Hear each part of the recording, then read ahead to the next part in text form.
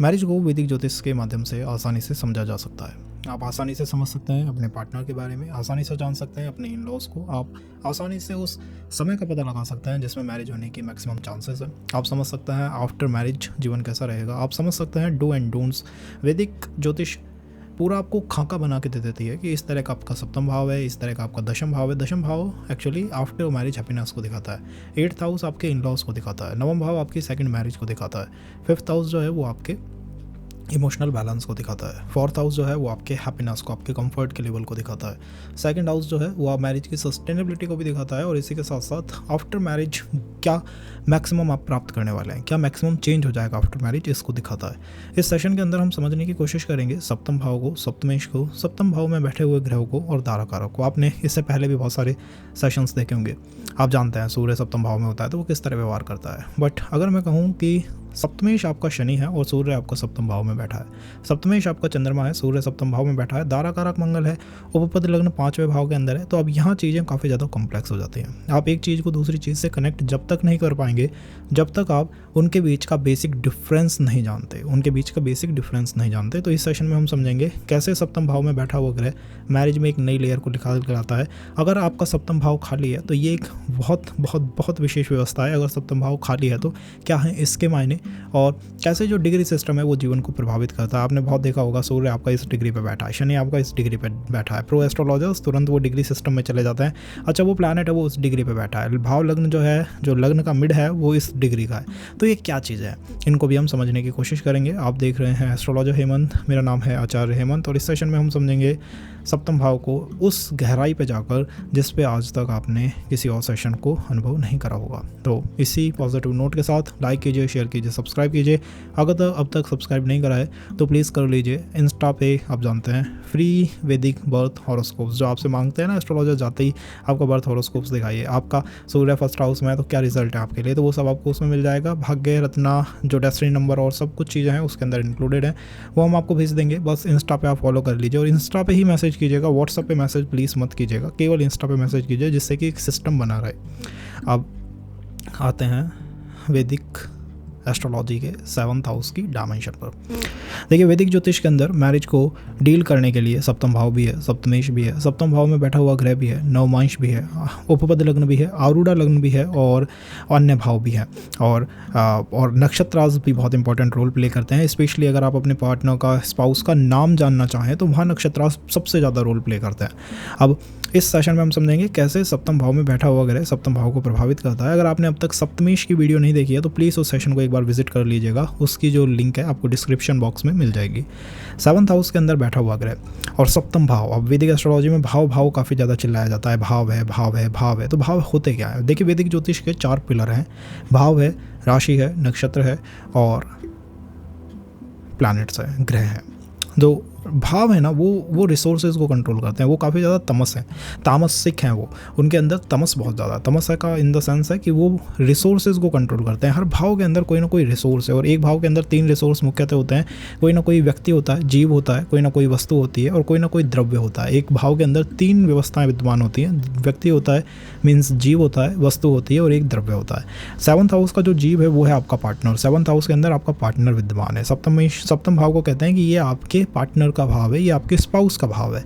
इसके अंदर जो भी कुछ होगा वो आपके पार्टनर के जीवन में परिवर्तन निश्चित रूप से लाएगा। अगर सप्तम भाव में चंद्रमा बैठा हुआ हो तो चाहे आपका सप्तमेश शनि क्यों ना हो जाए, लेकिन आपके पार्टनर के अंदर वो चंद्रमा की खूबी जरूर होगी, कुछ ना कुछ ऐसा होगा जो आपको उनकी तरफ खींचता हुआ ले जाएगा।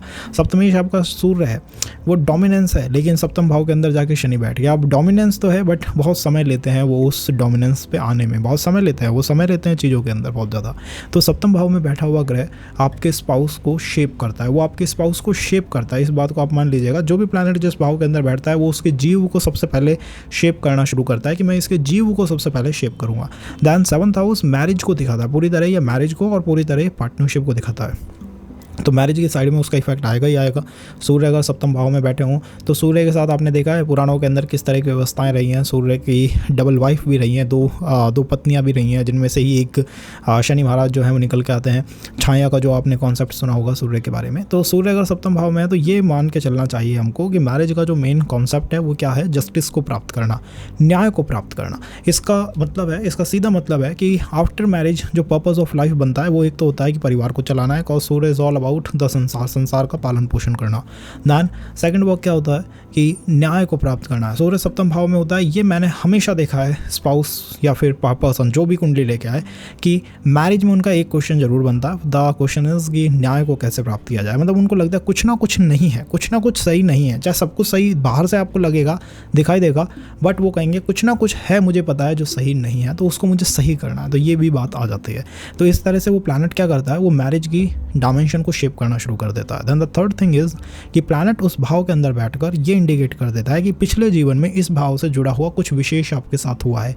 क्यों वो भाव खाली नहीं है, क्यों वो भाव खाली नहीं है, क्यों उस भाव के अंदर एक प्लैनेट आके बैठ गया। इसका मतलब है पिछले जीवन में इस पर्सन के साथ कुछ ना कुछ इस प्लैनेट के रिलेटेड हुआ है। ऐसा होता है। सूर्य सप्तम भाव में है, आप देखिएगा पर्सन का जो क्वेश्चन क्या बनेगा, पर्सन का क्वेश्चन बनेगा कैसे संसार में चला जाए आगे, मीन्स कैसे हमारी वंश वृद्धि होगी। मीन्स क्वेश्चन हो सकता है चाइल्ड रिलेटेड क्वेश्चन आ जाए, क्योंकि प्रीवियस लाइफ में इन पर्सन के साथ मैरिज में ये समस्या रही है या ऐसी एनर्जी को इन्होंने फेस करा है, इसीलिए वो प्लैनेट पर्टिकुलर हाउस के अंदर जाके बैठता है।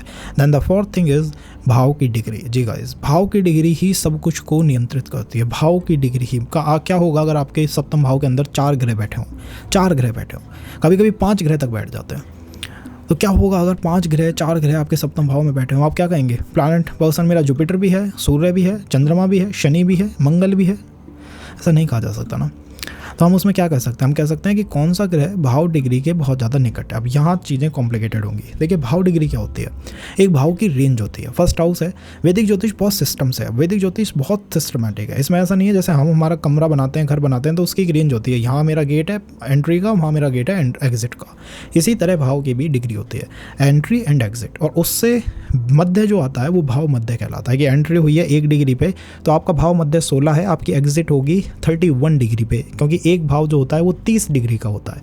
तो एंट्री अगर 1 पे हुई है तो 1 में आप 30 जोड़ेंगे तो 31 आ जाएगी, और 1 में आप 15 जोड़ देंगे क्योंकि भाव मिड जो है वो 15 डिग्री के बाद आएगा, तो वो 16 डिग्री आ जाता है। तो आप अपने बर्थ चार्ट को खोलिए, भाव की डिग्री देखिए कि मेरी जो लगन है वो किस डिग्री की है, किस डिग्री पे है मेरी लगन। 15 डिग्री की है, 16 डिग्री की है। और ज़्यादातर एस्ट्रोलॉजर्स, ज़्यादातर एस्ट्रो के जो सॉफ्टवेयर्स आते हैं वो आपको सीधा ही आपकी भाव डिग्री बता देंगे कि आपके भाव की डिग्री क्या है। मतलब भाव के आगे जो लिख रहा है, लगन के आगे अपना बर्थ चार्ट खोलिए, एसेंडेंट के आगे जो डिग्री लिख रही है या लगन के आगे हिंदी में जो डिग्री लिख रही है वो आपकी भाव डिग्री है। अब इसका इंपॉर्टेंस बहुत ज़्यादा है। क्या हो अगर सप्तम भाव में बैठा हुआ प्लैनेट भाव डिग्री पे ही बैठा है, 16 डिग्री की आपकी लगन है, भाव डिग्री आपको पता पड़ गई, भाव मध्य आ गया, सप्तम भाव में सूर्य है, भाव मध्य पे ही बैठा है। अब आप सप्तमेश को भी हटा दीजिए, अब आप दाराकारक को भी हटा दीजिए। अब ये जो सूर्य है ये निर्णायक है। क्यों ये सूर्य निर्णायक है? क्योंकि इसने वही डिग्री प्राप्त कर ली जो आपकी लगन की है। इसका मतलब है पर्सन ने जो ये जन्म लिया है, जो लगन है वो आपका जन्म है। जब इस पर्सन ने जन्म लिया है तो इसने इस प्लैनेट को पूरा अधिकार दे दिया है कि मेरे सप्तम भाव को तुम ही कंट्रोल करो, क्योंकि इसके साथ मैरिज में जो भी होने जा रहा है वो पिछले जीवन के किसी कर्मा से रिलेटेड है। और पिछले जीवन जस्ट पास्ट लाइफ, में ये नहीं कह रहा पिछले 100 जीवन या 1000 जीवन, जस्ट पास्ट लाइफ। इसीलिए इस पर्सन ने 7th हाउस में सूर्य को भी बिठाया है इसकी आत्मा ने, और वो उसी डिग्री पे बिठाया है। क्यों नहीं आधी डिग्री ऊपर आधी डिग्री नीचे बिठा दिया, 10 डिग्री ऊपर 10 डिग्री नीचे बिठा दिया। Then the second point is कि लगन का आपको भाव मध्य पता पड़ गया कि मेरा भाव मध्य कितना है। अब आपको ये देखना है कि सूर्य जो है वो मेरे भाव मध्य से कहीं 5-7 डिग्री आगे तो नहीं बैठा। भाव मध्य है आपका 16 डिग्री, लगन आपकी कोई सी भी हो सकती है, भाव मध्य आपको पता पड़ गया कि 16 डिग्री है। अगर सूर्य मान लीजिए 22-23 डिग्री का बैठा है तो वो आपकी मैरिज में इतना रोल प्ले नहीं कर पाएगा। फिर आपको सप्तमेश को भी अकाउंट में लेना है और दाराकारक को भी लेना है, डिपेंडिंग ऑन मैरिज किस प्रकार की आप करना चाहते हैं, दशाएँ आपकी कैसे चल रही हैं। अगर फेवरेबल दशाएँ होती हैं, आपके सब कुछ कंट्रोल में है, तो दाराकारक आपकी मैरिज को दिखाएगा। दशाएं फेवरेबल नहीं है या चीज़ें आपके कंट्रोल में नहीं है, फैमिली का प्रेशर है, तो सप्तमेश आपकी मैरिज को दिखाएगा। तो उस प्लैनेट का इन्फ्लुएंस कितना गहरा होगा आपकी मैरिज में जो सप्तम भाव में बैठा है, डिपेंड करता है कि वो डिग्री कितनी है। अब ये चीज़ें काफ़ी कॉम्प्लिकेटेड लगती हैं, बट इन्हीं चीज़ों से ट्रू वैदिक एस्ट्रोलॉजी आती है। अगर आप केवल सप्तम भाव में प्लैनेट को देखते रह जाएंगे कि हाँ मेरा सूर्य तो बैठा है सप्तम भाव में, बट उसकी डिग्री मेरी लगन की डिग्री से मैच नहीं कर रही, आप भाव चलित चार्ट बनाएंगे, वो प्लैनेट उस भाव में बैठा ही नहीं मिलेगा आपको। आप उसके जीवन भर उपाय करते रहे, पर आप ये नहीं समझ पाए कि इस प्लैनेट की वजह से समस्या है ही नहीं, इसीलिए तो वो उपाय वर्क नहीं कर रहा। तो आपको ये समझना होगा कि इस प्लैनेट की वजह से मेरा सप्तम भाव, मेरा विवाह जो है प्रभावित है। अब मुझे लगता है हमने इसके बारे में काफ़ी एनालिसिस डिटेल में कर लिया है। अब हम देखते हैं प्लैनेट वाइज क्या रिजल्ट रहता है। सूर्य अगर सप्तम भाव के अंदर बैठा हुआ है, देखिए सूर्य का सप्तम भाव में बैठना एक अच्छी अलाइनमेंट मैं मानता हूँ, क्योंकि सप्तम भाव जो है वो अंधेरे का भाव है, वो अंधकार का भाव है। यहाँ से शाम होने लग जाती है, गोधूली का समय शुरू हो जाता है। तो यहाँ पे जब भी सूर्य होते हैं वो बहुत अच्छा परफॉर्म करते हैं। अच्छा इन द सेंस है कि पर्सन जो है वो अपनी कमियों के ऊपर काम करने की इच्छा रखेगा, पर्सन कुछ ना कुछ अच्छा जीवन में करने की इच्छा रखेगा। और आफ्टर मैरिज मेन कंसर्न जो होता है वो चाइल्ड मेन कंसर्न होता है, समाज में किस तरह की रिस्पेक्ट हम इंजॉय कर रहे हैं, ये एक मेन कंसर्न होता है। और एक मेन कंसर्न होता है कि जो मैरिज है वो अरेंज मैरिज है या लिव इन एंड ऑल, ये कॉन्सेप्ट्स हैं। कॉज सूर्य 7th हाउस में काफ़ी ज़्यादा सात्विक रूप से व्यवहार करना चाहता है, और वो मैरिज को अरेंज मैरिज होने की पॉसिबिलिटीज़ बहुत ज़्यादा बढ़ा देता है। Then the second thing is और cons of planet sun in 7th house. सूर्य काफ़ी ज़्यादा विस्फोटक प्लैनेट है, ये काफ़ी ज़्यादा विस्फोटक प्लैनेट है, इसे हर चीज़ सिस्टमैटिक तरीके से पसंद है। सूर्य 7th हाउस के अंदर है। अगर आपने मैरिज में बहुत सिस्टमैटिक होना चाहा कि मुझे तो खाना है वो सुबह 7 बजे मिलना चाहिए, कपड़े इस तरह से मिलने चाहिए, तो फिर वो मैरिज में डिस्टर्बेंस लाता है। और यहाँ पर सूर्य सप्तम भाव में मैरिज में अच्छी खासी दूरी तक बिल्ड कर देता है, बिकॉज सूर्य एट द एंड सूर्य है, उसकी तपत आपका पार्टनर नहीं झेल पाता। आपकी तपत मीन्स मैरिज के अंदर वो जो होता है ना कि डोमिनेंस, की कौन डोमिनेंट है, उसकी लड़ाई जीवन पर्यंत चलती रहती है, ऐसा महसूस होता है। एक्सट्रीम केसेस में, जो एक्सट्रीम बैड केसेस होते हैं उसमें ऐसा महसूस ज़्यादा होने लगता है। सूर्य 7th हाउस के अंदर है। आई थिंक ये जो अलाइनमेंट है ये आपको मैरिज में जस्टिस सीकिंग बना देती है कि मैरिज में कुछ भी हो जस्टिस तो प्राप्त करनी है।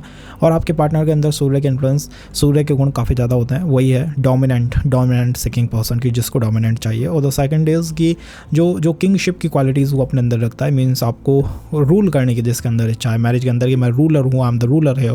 एंड सूर्य 7th हाउस के अंदर होता है, देखिए सूर्य जो है वो समाज का प्रतिनिधि है, तो ये मैरिज के अंदर डीले ज़्यादा नहीं लाने देता, मैरिज के अंदर डीले नहीं लाने देता। ये शनि का भी दुश्मन है, तो ये मैरिज के अंदर डीले को तो नहीं लाने देता। काफ़ी केसेस है, अमूमन केसेस में देखा गया है सूर्य 7th हाउस के अंदर होके मैरिज को अर्ली एजेस में करने की कोशिश ज़्यादा से ज़्यादा करता है। अगर ये सूर्य पॉल्यूटेड है, राहु के साथ है, या मान लीजिए शेड्यूल में कमजोर है, तो चीज़ें हाथों से निकल जाती हैं, फिर वहाँ डीले फेस होने लगता है। और डीले भी पर्सन को तो कोई समस्या नहीं आती है, बट सोसाइटी से जो चीज़ें आती हैं वो उसे पसंद नहीं है। मतलब आपकी मैरिज, आप अपनी मैरिज को अपने अनुसार जज नहीं करते, आप अपनी मैरिज को सोसाइटी के अनुसार जज करते हैं। एट द एंड सोसाइटी यहाँ पर जजिंग रेफरेंस पॉइंट है, वो जज कर रही है। तो ये एक मेन कंसर्न बनता है जब भी सूर्य 7th हाउस के अंदर हो। पार्टनर का लॉयल होना हाँ दिखाई देता है कि पार्टनर सूर्य 7th हाउस में है तो पार्टनर लॉयल तरह का होगा, कॉज सात्विक प्लैनेट है, बट उसका जो परसेप्शन है अगेन सोसाइटी में वो अच्छा नहीं जाता। कॉज सूर्य देव के साथ, स्वयं के साथ ही वो जो छल है वो उनके पार्टनर स्पाउस की तरफ से ही करा गया था कि वो पार्टनर चले गए थे, दैन द सेकंड उनकी ही छाया, उनकी ही वाइफ जो है छाया, वो वहाँ पर उनकी जो प्रतिबिंब था छाया वो वहाँ पर रह गई थी। तो इस तरह का होता है कि पार्टनर लॉयल तो है, बट सोसाइटी से ऐसी इन्फॉर्मेशन आपको मिलती रहेंगी कि पार्टनर में कुछ ना कुछ कमी है। तो अगेन सोसाइटी जो है वो समस्या की जड़ बन जाती है। तो सोसाइटी से हमें दूर रहना चाहिए, या हो सके तो अपने कल्चर या अपने पर्टिकुलर सोसाइटी या रेस या कास्ट से तो थोड़ा दूरी आपको मेंटेन करना चाहिए अगर आपको मैरिज को बेटर बनाए रखना है। And worshipping Lord Surya is the best remedy, चाहे वो सूर्य भगवान को जल चढ़ाना हो, लेकिन उस जल के अंदर मिश्री होनी चाहिए जिससे कि आपका पार्टनर स्वीट और सॉफ्ट बना रहे। अगर उसके अंदर मिश्री नहीं हुई, आप जल चढ़ाते रहे, तो हो सकता है पार्टनर के अंदर वो एंगर जो होता है ना, ब्लॉसम एंगर, वो भी आ जाए। अगर चंद्रमा 7th हाउस में हो, देखिए चंद्रमा सॉफ्ट स्वीट कम्फी प्लैनेट है, ये बहुत ज़्यादा एंजॉय करता है एक ऐसे एनवायरनमेंट को जो इसको नरिशमेंट प्रदान करे, सॉफ्टनेस प्रदान करे, और जहाँ पर इसको हमेशा ये महसूस हो कि हाँ मैं जो कर रहा हूँ वो सही कर रहा हूँ। इसी तरह के आपके पार्टनर है। चंद्रमा की छवि आपको आपके पार्टनर में देखने को मिलेगी। फिजिकल में आप कहेंगे तो जो लुक होगा वो चंद्रमा की तरह। चंद्रमा बहुत अट्रैक्टिव प्लानट है, तो अट्रैक्टिव एनर्जीज काफ़ी ज़्यादा होंगी।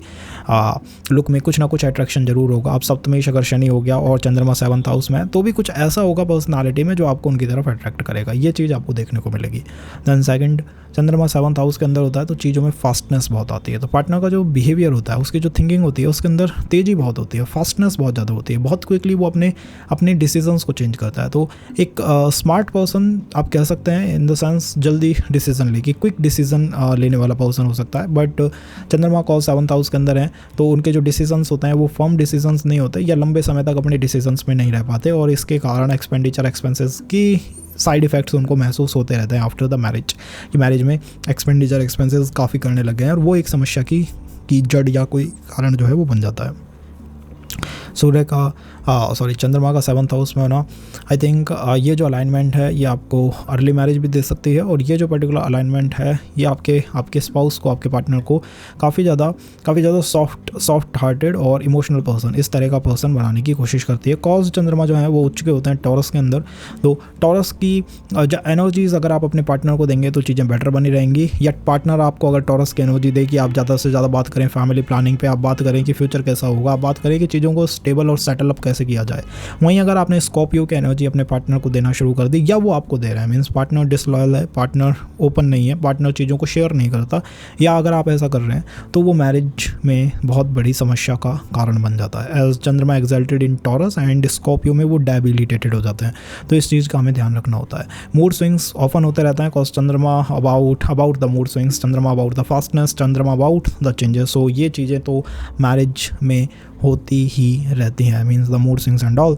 एंड पॉसिबिलिटीज़ यही रहती है कि सिंगल पार्टनर, मतलब एक loyal partner, single spouse person type की एनर्जीज आपकी तरफ से जाएँ कि मैं एक पर्सन के अंदर ज़्यादा विश्वास करता हूँ। हाँ, अगर यही चंद्रमा किसी वाटर के साइन के अंदर बैठा हो, कैंसर, स्कॉर्पियो या पाइसेस 7th हाउस में, तब वहाँ पर एक पार्टनर से ज़्यादा पार्टनर, या फिर जो होता है ना कि काफ़ी फ्रैंक है ये पर्सन, या काफ़ी ज़्यादा चैटर बॉक्स की तरह है, या काफ़ी ज़्यादा डिफरेंट पर्सन्स को अपनी लाइफ में एंजॉय करता है, उस तरह की भी एक व्यवस्था चंद्रमा 7th हाउस में कर देते हैं इफ़ वो वाटर साइन के हों, कैंसर, स्कॉर्पियो और पाइसेस। अदरवाइज और साइंस के अंदर चंद्रमा अच्छा परफॉर्म करते हैं। इसलिए सीधा ये नहीं कहा जा सकता कि चंद्रमा के इतने ज़्यादा स्पाउसेस हैं, चंद्रमा के जो नक्षत्र जो सब हैं वो चंद्रमा के ही स्पाउसेस हैं, उनकी ही पत्नियाँ हैं, तो ये नहीं कहा जा सकता कि आपके भी इसी तरह से होंगे।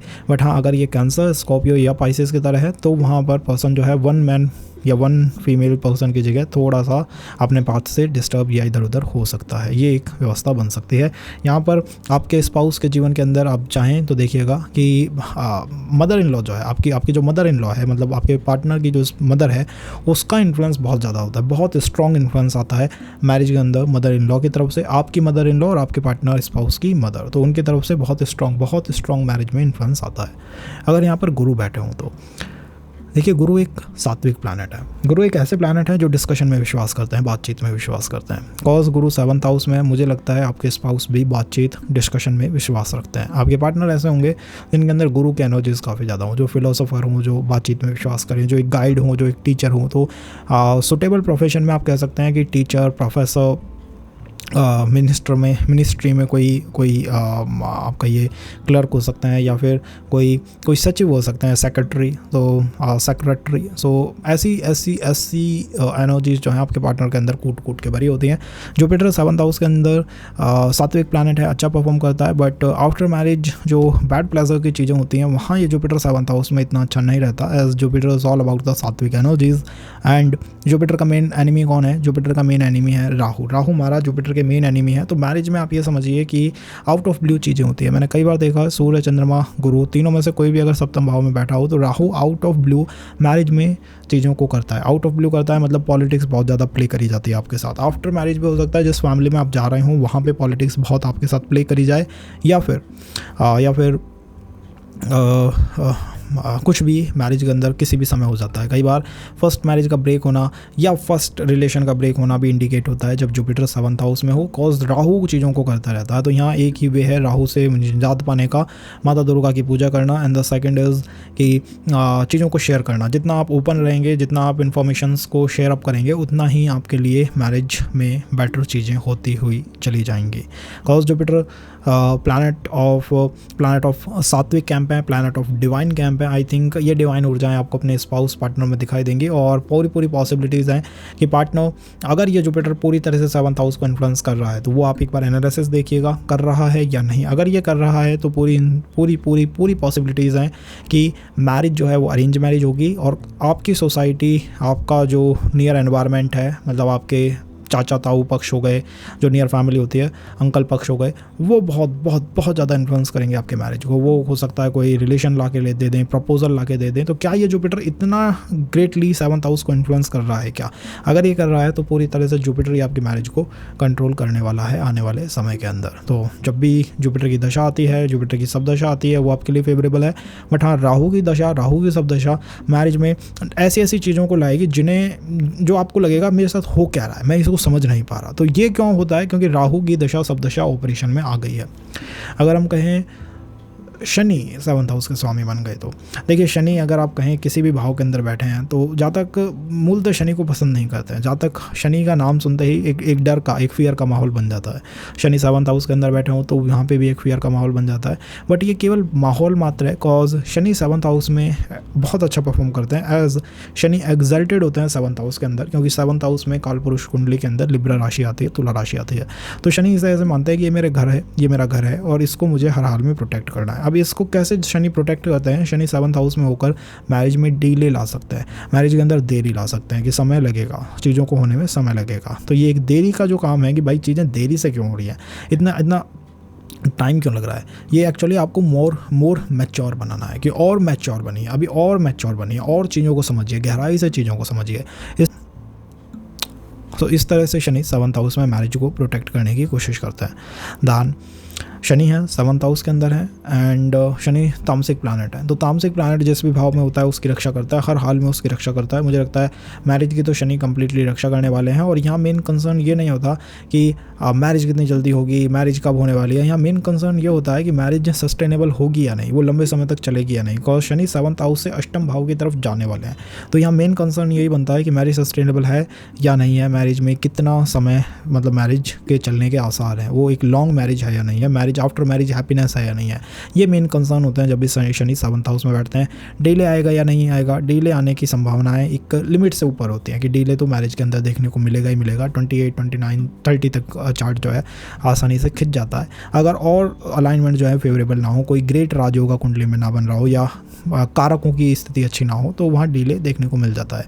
यहाँ पर प्रपोजल आने की मूल संभावनाएं होती हैं कि आपके इन-लॉज की तरफ से आपको प्रपोजल मिलेगा, बिकॉज शनि 7th से 8th हाउस की तरफ जा रहे हैं। तो इन-लॉज बहुत बड़ी भूमिका मैरिज के अंदर प्ले करते हैं, स्पेशली अगर आपका शनि महाराज, आपके शनि महाराज 18 से 30 डिग्री के आसपास हों, तो वहाँ पर इन-लॉज तो सबसे बड़ी भूमिका मैरिज के अंदर प्ले करते हैं। एंड पार्टनर भी जो है वो मैच्योर टाइप के पार्टनर होते हैं, एक मैच्योर पर्सन, एक ऐसा पर्सन जो काफ़ी ज़्यादा चीज़ों को गहराई तक समझता हो। Just cause Shani 7th house के अंदर बैठे हुए हैं, कार्मिक लेसन्स मिलते हैं और कोई ना कोई टीचिंग जो है वो टीचिंग भी पार्टनर की तरफ से आती है। एज मैंने आपको शुरू में बताया, क्यों प्लैनेट 7th हाउस के अंदर बैठा है, वो 7th हाउस के अंदर बैठा है कॉज कुछ ना कुछ वेरी स्पेशल कार्मिक चीज़ है सप्तम भाव से लिंक। और शनि जो है वो कर्म के दंडाधिकारी है, शनि कर्म के अनुसार न्याय करते हैं आपके साथ। तो यहाँ आपको किस बारे में कंसर्न रहना चाहिए? यहाँ आपको कंसर्न रहना चाहिए कि मैं किसी भी इनजस्टिस का, अगर मेरे मैरिज में कोई भी इनजस्टिस हुई मेरे साथ, तो मैं उसको सहन नहीं करने वाला हूँ या नहीं करने वाली हूँ। ये बात अपने आप से आपको बार बार कहनी चाहिए। एज शनि एक कार्मिक लेसन भी आपके जीवन में निर्मित कर चुके हैं 7th हाउस में बैठकर। किसी भी तरह की इनजस्टिस अगर आपको इन-लॉज या मैरिज में स्पाउस की तरफ से फेस करनी पड़े तो आप उसका प्रखर विरोध कीजिएगा, ये आपकी ड्यूटी है। और सेकेंड ड्यूटी है कि अगर कोई मैरिज रिलेटेड समस्याओं से पीड़ित है तो उसको आपको अवेकन करना है, उसको आपको सही रास्ता, सही राह जो है वो दिखानी है। ये 2 ड्यूटीज़ शनि ने आपके लिए निर्मित करी है। अगर यहाँ पर बुध महाराज बैठते हैं, तो बुध महाराज जो हैं वो काफ़ी नेचर में जॉली हैं, वो जॉली नेचर के हैं। एक युवराज है, ग्रहों के अंदर युवराज कहा गया है, बहुत जल्दी क्विक फॉर्म डिसीजंस ले लेते हैं। और 7th हाउस के अंदर बुध बैठे हैं, तो मुझे लगता है मैरिज में भी वो फास्टनेस होनी चाहिए। या तो आपके पार्टनर जो होंगे, स्पाउस जो होंगे, काफ़ी फास्ट एटीट्यूड के होंगे, मतलब क्विक डिसीजन लेने वाले, क्विक और फर्म डिसीजन लेने वाले, बहुत ज़्यादा calculative smart person, diplomat type के पर्सन, क्लर्क हो सकते हैं, टीचर हो सकते हैं, मैथमेटिक्स से रिलेटेड हो सकते हैं, मतलब मैथमेटिक्स के प्रोफेसर तक हो सकते हैं, एस्ट्रोलॉजी में वर्क करने वाले हो सकते हैं, किसी तरह के डेटा साइंस की तरफ हो सकते हैं, मतलब मॉडर्न साइंस जितने भी हैं वो सब बुध से ही प्रभावित हैं, किसी भी तरह के रिसर्च के अंदर इन्वॉल्व हो सकते हैं। तो ये सब संभावनाएं दिखाई देती हैं जब भी बुध 7th हाउस में बैठते हैं। फाइनेंस के प्लैनेट है, तो फाइनेंस का बहुत मेजर हाथ जो है या मेजर जो इमेज है वो आपको आपके पार्टनर के अंदर देखने को मिल जाएगी। तो ये कुछ एनर्जीज़ हैं जब बुध 7th हाउस में बैठते हैं तो वो निकाल के दे देते हैं। नाउ कॉज प्लैनेट बुध 7th हाउस के अंदर बैठे हैं, आई थिंक ये जो प्लैनेट है ये बस वो जो बैड प्लेजर होता है वहाँ पर शनि, बुध और गुरु 3 प्लैनेट अच्छे परफॉर्म नहीं करते। तो इन 3 प्लैनेटों की एक ही कमी है कि ये बस बैड प्लेजर की तरफ इतनी अच्छी तरह परफॉर्म नहीं करते हैं। एंड आई थिंक बुध का 7th हाउस के अंदर होना मेन कंसर्न मैरिज में वही है, अपने इकोसिस्टम को बेटर करना, जॉली नेचर का होना, मैरिज को एंजॉय करना और हर चीज़ को एंजॉय करना, इस तरह की भूमिका प्लैनेट बांधता है। और मुझे लगता है कि आपके पार्टनर से मिलने के बाद क्या मेन चेंज आपके जीवन के अंदर आएगा। सबसे पहले आपके कॉन्फिडेंस लेवल के अंदर बदलाव आएंगे, दैन आपके टाइम टेबल के अंदर, आपका जो पूरा टाइम टेबल है उसके अंदर चेंजेस आएंगे। एंड द थर्ड इज़ कि काफ़ी ज़्यादा जो नेचर है, जो एटीट्यूड है आपका परिवर्तित होने लगेगा after meeting the spouse. As बुध सबसे पहले आपके नेचर को टारगेट करता है। बुध की दशा आते ही बिलीव करिए सबसे पहले पर्सन का नेचर चेंज होता है, उसका नेचर बिल्कुल बदल जाता है जैसे बुध अपने ऑपरेशन के अंदर आते हैं। तो बुध का 7th हाउस में होना मुझे लगता है एक अच्छी अलाइनमेंट है।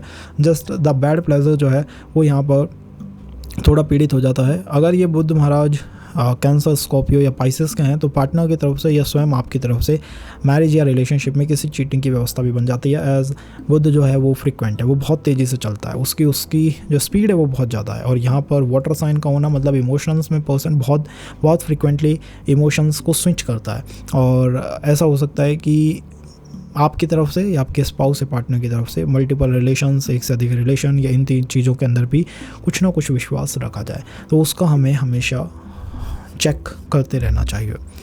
अगर शुक्र महाराज 7th हाउस में हो तो देखिए, शुक्र अगर पुरुष कुंडली है तो वहाँ तो विवाह के कारक होते हैं, महिला की कुंडली के अंदर गुरु विवाह के कारक होते हैं, शुक्र विवाह के कारक नहीं होते, बट शुक्र आपके चार्म के कारक होते हैं। शुक्र का 7th हाउस के अंदर होना एक बात को निश्चित रूप से दिखाता है कि विवाह जो है वो सामान्य लोगों की तुलना में एक बड़ा शुक्र का 7th हाउस में होना, शुक्र पुरुष कुंडली में तो विवाह के कारक होते हैं, महिलाओं की कुंडली में गुरु विवाह के कारक होते हैं। शुक्र 7th हाउस के अंदर है। आप सोच के देखिए, जो प्लैनेट विवाह का कारक बनता है वो आज विवाह के ही भाव के अंदर बैठा हुआ है। इसका मतलब है इन लोगों के जीवन में विवाह जो है वो सामान्य लोगों की तुलना में एक विशेष भूमिका, विशेष रोल अदा करता है। मतलब विवाह के बाद कुछ तो बहुत बड़ा होगा, कुछ तो बहुत स्पेशल होने वाला है आफ्टर द मैरिज, चाहे वो फाइनेंसेस के अंदर हो, चाहे वो परिवार के अंदर हो, चाहे वो एनवायरनमेंट का बदलना हो, कुछ विशेष बदलेगा आफ्टर द मैरिज।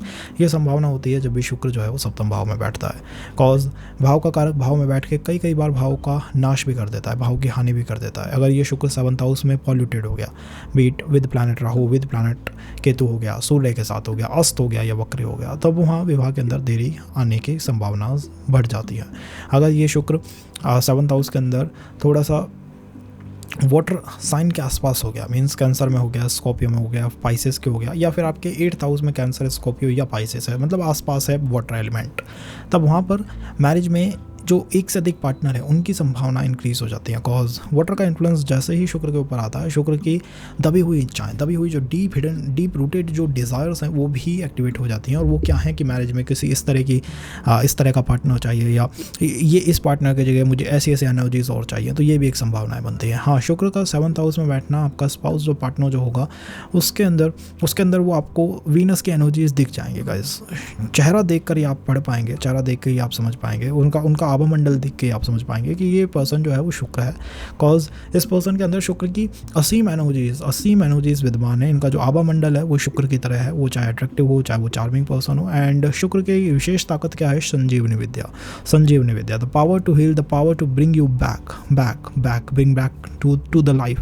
सो ये एनर्जीज कब आती हैं पर्सन के अंदर? जब भी शुक्र की दशाएं जो हैं या शुक्र जो है वो 7th हाउस के अंदर बैठा हो। तो आप किसी भी वीक स्टेट में जाएंगे, किसी भी डिप्रेशन के अंदर जाएंगे, मीन्स कोई डिप्रेशन आपको महसूस होगा, तो आपका पार्टनर वहाँ वापस आ जाएगा और वो आपसे कहेगा कि हाँ मैं यहाँ पे हूँ आपको इस डिप्रेशन से बाहर निकालने में। तो ये कब होता है? जब शुक्र 7th हाउस के अंदर बैठा हूँ। ये विशेष ताकत है जो शुक्र 7th हाउस के अंदर रखते हैं। ये सूर्य के पास नहीं है, शनि के पास नहीं है, लेकिन ये शुक्र के पास है। अगर आप किसी भी डिप्रेशन के अंदर जाएंगे, आप डिप्रेशन भी डिफरेंट तरह के हो गए, मतलब मेनली है कि आपका कॉन्फिडेंस लूज़ होने लगा किसी भी वर्क में, तब वहाँ आपके पार्टनर आएंगे और वो आपसे कहेंगे कि मैं यहाँ पर हूँ आपको हेल्प करने के लिए। तो ये कब होता है? जब शुक्र 7th हाउस में बैठे हो। और शुक्र का मैंने आपको बताया ये सेम कल्चर एंड ऑल, इनमें बहुत कम विश्वास रखते हैं। ये वैसे ही सात्विक कैंप के तो प्लैनेट है नहीं, तो इनके अंदर गुरु का भी अपोज करने की एनर्जीज बहुत होती हैं। तो सेम कल्चर में शादी, सेम कास्ट, सेम रिलीजन, इन चीज़ों को शुक्र थोड़ा सा वीक फेस पे या वीक साइड पे ले आता है। मैरिज में डिले होने की संभावनाएं कम रहती हैं, but same culture, same caste में होने की संभावनाएं तो बहुत हैं। देखिए ऐसा नहीं है कि संभावनाएं ना हो, लेकिन शुक्र है तो वहाँ पर्सन को हो सकता है वो पसंद ना आए। तो ऐसी कुछ ना कुछ बातें यहाँ पर आने की संभावनाएं रहती हैं। अगर यहाँ पर मंगल 7th हाउस के अंदर बैठे हों, देखिए मंगल जो है वो सेना नायक है, सेना के वो नायक हैं, सूर्य के वो कमांडर हैं। और मंगल किस चीज़ के लिए जाने जाते हैं? मंगल जाने जाते हैं अपनी मैस्कुलाइन एनर्जी के लिए, कि मेरे अंदर वो मैस्कुलाइन चार्म है, मेरे अंदर वो मैस्कुलाइन एनर्जी है, मैं फ़ाइट के लिए ऑलवेज प्रिपेयर हूँ और मैं किसी भी व्यक्ति की रक्षा करना अपना मूल धर्म दायित्व समझता हूँ। तो ये मंगल की मूल ऊर्जाएं हैं। कॉज वो 7th हाउस में बैठे हैं, पर्सन की जो पर्सनैलिटी होगी, उसका जो बिल्ट होगा, वो जो शारीरिक ढांचा जो होगा वो मंगल की तरह होगा। उसमें मंगल की ऊर्जाएँ आपको कूट के भरी हुई दिखाई देंगी कि बस ऐसा पर्सन है जो है मंगल, जो प्योरली मंगल की तरह लगता है। दैन मंगल का 7th हाउस में होना, आई थिंक ये जो पर्टिकुलर अलाइनमेंट बनता है, ये आपके पार्टनर को थोड़ा सा एग्रेसिव भी बना देता है। और कई बार ये पर्सन को थोड़ा सा लाइक केतु और मंगल दोनों ही 7th हाउस में पर्सन को अनरेस्ट से पीड़ित भी बना देता है। लाइक पर्सन जो है अनरेस्ट को काफ़ी ज़्यादा फेस कर रहा होगा या एंजाइटी में काफ़ी जल्दी आ जाता है। ये भी हो सकता है जब मंगल जो है वो 7th हाउस में बैठा हो। अगर ये मंगल कैंसर, स्कॉर्पियो या पाइसेस का है, तो वहाँ पर थोड़ा डोमेस्टिक वायलेंस एंड इन चीज़ों की भी संभावनाएं आ जाती हैं थोड़ी सी। कॉज देखिए इस पर्टिकुलर सेशन को डिफरेंट लोग भी देख रहे होंगे, तो डिफरेंट लोग देखेंगे, डिफरेंट अलाइनमेंट होगी, ग्रह राजयोग हो सकते हैं, लगन है, 7th हाउस है, लग्नेश है, काफ़ी चीज़ें हैं। बट हाँ, वाटर साइन जो है वो थोड़ा सा प्लैनेट को स्पॉइल कर देता है, मंगल को यहाँ पर स्पॉइल कर देता है। कैंसर में तो मंगल जो है वो डेबिलिटेटेड होता है, तो इस ऊर्जा से बचा नहीं जा सकता। 4 दीवारियों के अंदर डोमेस्टिक वायलेंस या फिर खटपट की जो संभावनाएं होती हैं थोड़ी सी इंक्रीज हो जाती है। मंगल का 7th हाउस में होना मुझे जहाँ तक है वो अच्छा लगता है, cause partner eight the and protective होता है। आपके ऊपर अगर कोई भी समस्या आएगी तो पार्टनर आपको सबसे पहले दिखाई देगा आपकी प्रोटेक्शन करने के लिए, आपकी सुरक्षा करने के लिए। तो ये एक बहुत अच्छी ऊर्जा है जो मंगल 7th हाउस में होल्ड करता है। और दोनों राशियां हैं उनकी, एरीज भी है, स्कॉर्पियो भी है, तो कुछ ना कुछ छुपा हुआ हिडन भी आपको अपने स्पाउस पार्टनर के अंदर दिखाई देगा। और जहाँ तक मुझे लगता है मैरिज में स्पाउस के जो सिबलिंग्स होते हैं उनको आपको तरजीह देनी चाहिए। तरजीह का मतलब है इंपॉर्टेंस देनी चाहिए, उनके बारे में आपको ज़्यादा जानना समझना चाहिए। कॉज स्पाउस के सिबलिंग्स जो हैं वो मैरिज को शेप कर सकते हैं। मतलब कुछ भी होगा मैरिज के अंदर, वो आपके जो पार्टनर हैं, आपके जो स्पाउस हैं, उनको कुछ नई बातें बता दें या आपके मैरिज के अंदर कोई समस्याओं को जन्म देना चाहें, तो ऐसा जो काम कर सकते हैं वो केवल और केवल सिबलिंग्स की साइड से होने की संभावनाएँ रहती है। राहु अगर 7th हाउस के अंदर है, देखिए राहु 7th हाउस के अंदर कैसा परफॉर्म करेगा। राहु को जब भी प्लैनेटों में कहा गया है राहु के बारे में, मूलतः तो नेगेटिव एनर्जीज ज़्यादा है कि नेगेटिव फीलिंग है राहु के बारे में, but Rahu is all about the natural alignment. और राहु नेचुरल अट्रैक्टर है, राहु अट्रैक्ट करता है, बहुत तेज़ी से अट्रैक्ट करता है। कलयुग में तो इसकी अट्रैक्शन पावर लिमिट से ज़्यादा है। कॉज ये 7th हाउस के अंदर है, पार्टनर को आप बहुत ज़्यादा अट्रैक्ट करेंगे या आपका पार्टनर बहुत ज़्यादा अट्रैक्टिव होगा, उसके अंदर कुछ ना कुछ ऐसा होगा जिसकी तरफ आप बहुत ईजीली अट्रैक्ट हो जाएं। तो पार्टनर के अंदर वो अट्रैक्शन की एनर्जीज तो कूट कूट के भरी होती हैं। बिल्ट के अंदर आप कह सकते हैं कि वेल बिल्ट होते हैं, लेकिन हाँ टीथ रिलेटेड इश्यूज़, टीथ में गैप होना और हाइट से, ऊंचाई से डर लगना, इस तरह की संभावनाएं बन जाती हैं जब राहु 7th हाउस के अंदर हो। दैन द थर्ड इज़ कि कुछ ना कुछ पॉल्यूटेड होता है उनके परिवार के अंदर। अगर आप थोड़ा सा परिवार में ऊपर जाएंगे तो आपको देखने को मिलेगा उनके भी मैरिज में, उनके फैमिली के अंदर, मैरिज के अंदर कुछ समस्याएं रही हैं, चाहे वो बुआ की मैरिज में रही हो, चाहे वो अंकल की मैरिज में रही हो, बट उनके भी फैमिली की तरफ मैरिज में समस्याएं रहती है। मैं उनका भी कह रहा हूँ कॉज आपकी तरफ भी 7th हाउस का राहु इंडिकेट करता है कि यहाँ पर भी मैरिज में, इससे पहले जो मैरिजेस हुई हैं, मतलब आपकी नहीं लेकिन आपकी फैमिली में जो हुई हैं, वहाँ पर कुछ समस्याएं रही हों, सोसाइटी की तरफ से कुछ समस्याएं रही हों, तो ये भी एक इंडिकेटिव पॉइंट है क्रॉस चेक करने के लिए राहु 7th हाउस में कैसे परफॉर्म करते हैं। मैरिज, अर्ली मैरिज होने की संभावनाएं रहती हैं जब राहु 7th हाउस में हो, कॉज राहु मैंने आपसे कहा अट्रैक्टर है, और ये समाज से समस्याएं आती हैं तो पर्सन जो है रिवोल्ट करता है समाज के against, different caste, different religion, इनकी संभावनाएं थोड़ी सी इंक्रीज हो जाती हैं। अगर ये जुपिटर पॉल्यूटेड हो गया कहीं पर भी तो फिर वो होके रहता है। तो ऐसी संभावनाएं बनती हैं जब राहु 7th हाउस के अंदर बैठा हो। केतु अगर 7th हाउस के अंदर बैठा हो तो केतु सप्तम भाव के अंदर कैसे परफॉर्म करेगा। केतु का 7th हाउस में होना, केतु जो है वो ड्रैगन की टेल है, ड्रैगन की पूंछ है।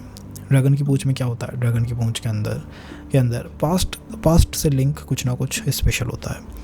केतु का 7th हाउस में होना इंडिकेट करता है कि जो आपका पार्टनर है, आपका स्पाउस है, वो पास्ट लाइफ के अंदर भी आपके स्पाउस पार्टनर रह चुके हैं, आप उन्हें पास्ट लाइफ से जानते हैं। केतु कार्मिक कटर है, और इस जीवन में मेन पर्पस ऑफ लाइफ क्या है, मेन जीवन का उद्देश्य क्या है कि पार्टनर के साथ जो आपके कार्मिक कनेक्शंस हैं उनको आप कट करने की कोशिश करें, उनके अंदर आप एक लिमिट लाने की कोशिश करें कि ये कार्मिक कनेक्शन है, अब इसको कट करने की या इसके अंदर काम करने की बहुत आवश्यकता है। Ketu being in the 7th house, मुझे लगता है कि यहाँ पर पार्टनर का जो फिजिकल अपीयरेंस है वो मंगल की तरह होता है, वेल बिल्ट होता है, बट हाँ कोई बर्थ मार्क उनके चेहरे पर हो सकता है, कोई मार्क हो सकता है, कोई तिल हो सकता है। केतु का 7th हाउस के अंदर होना, मुझे लगता है कि स्पाउस की तरफ से काफ़ी ज़्यादा सबॉर्डिनेशन आता है कि स्पाउस जो है वो ये मान लेता है कि मैं सबॉर्डिनेट हूँ या मुझे अपनी तरफ से ज़्यादा ऊर्जा एनर्जीज किसी भी चीज़ को चलाने में नहीं देनी। बट यही planet Ketu being in the 7th house कई बार मैरिज को डिस्टर्ब करने की कोशिश कर सकता है। केतु के बारे में मैंने आपको बताया, केतु इज़ द कार्मिक कटर। तो जब आप किसी के साथ अपने कर्मास के ऊपर वर्क करते हैं ना, तो वो कार्मिक कटर जो है वो मैरिज को डिस्टर्ब भी कर देता है या उस पर्टिकुलर रिलेशन को डिस्टर्ब भी करता हुआ चला जाता है। तो यहाँ पर आपको मैरिज को बैलेंस करने की बहुत आवश्यकता होती है। पर्सन के अंदर आपको वो एनर्जीज दिखाई देंगी जो मंगल में दिखाई देती हैं, तो उसको भी आप एक बार चेक कर सकते हैं। एंड स्पाउस के जो सिबलिंग्स होते हैं उनका आपको ज़्यादा ध्यान रखना चाहिए, मतलब वही हैं जो आपकी मैरिज में कुछ डिस्टर्बेंस लाने की संभावना या लाने की कोशिश कर सकते हैं या करते रहते हैं बार बार। Ketu in the 7th house, person को रिकॉग्नाइज नहीं किया जाता, उसे अप्रिशिएट नहीं किया जाता। नो मैटर कितनी एनर्जी, कितना एफिशिएंट तरीके से वो मैरिज को चलाए, कितना ही वो काम कर ले, बट उसे अप्रिशिएट या रिवॉर्ड करने की जो संभावनाएं हैं उन्हें केतु बहुत हद तक कम कर देता है। कुछ अच्छी बातें हैं केतु की 7th हाउस में होकर, और वो अच्छी बातें हैं कि पर्सन जो है वो वेल बिल्ट होंगे, मतलब अच्छी body. And the second is कि आपको प्रोटेक्ट करने के लिए हमेशा तैयार। तो इस तरह का पर्सन आपके लिए यूनिवर्स ने स्टोर में रखा हुआ है, और ये पर्पस, जीवन का पर्पस क्या है कि मैरिज के ऊपर वर्क करना है। ये जीवन का मेन पर्पस है, ये आप करने के लिए इस जीवन में आए हैं कि मैरिज के ऊपर तो वर्क हम करके रहेंगे।